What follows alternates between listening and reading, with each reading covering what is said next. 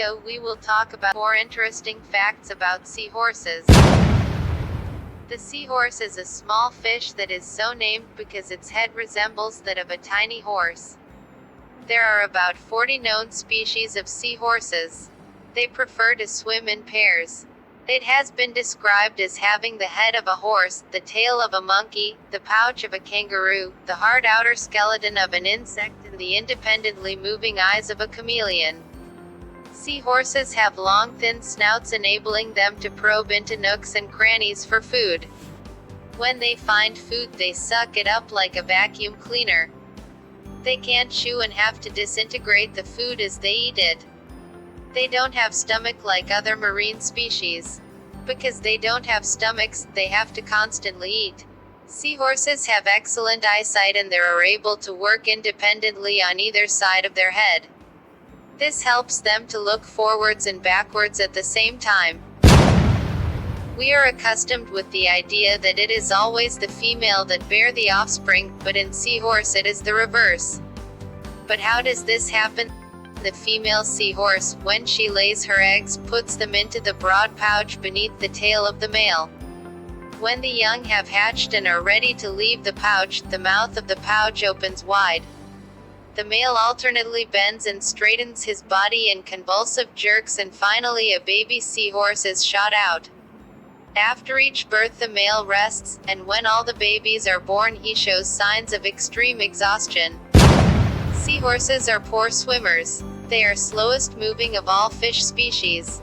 They rely on their dorsal fin beating at 35 to 65 times per second to propel it along. They can easily die of exhaustion when caught in storm-roiled seas. They live in shallow weedy areas, especially grass beds. In winter they move into deeper waters to escape the rough weather. Baby seahorses are known as fry. When they are born they are on their own. They spend the first 2 to 3 weeks of their lives drifting along in the plankton layer of the ocean. They eat a staggering 3,000 pieces of food per day. Seahorses can change color very quickly and match any surroundings in which it finds itself. Seahorses range in size from 1.5 to 35.5 centimeters. Unlike most other fish, seahorses have an exoskeleton. Their bodies are made up of hard, external, bony plates that are fused together with a fleshy covering. They do not have scales. Each species has a distinct number of rings. They are found in shallow tropical and temperate waters throughout the world from about 45 degrees south to 45 degrees north. Population data for most of the world's more than 30 seahorses species is sparse. However, worldwide coastal habitat depletion, pollution, and rampant harvesting are, mainly for use in Asian traditional medicine, have made several species vulnerable to extinction. The most endangered seahorse is the Cape seashore endemic to South Africa.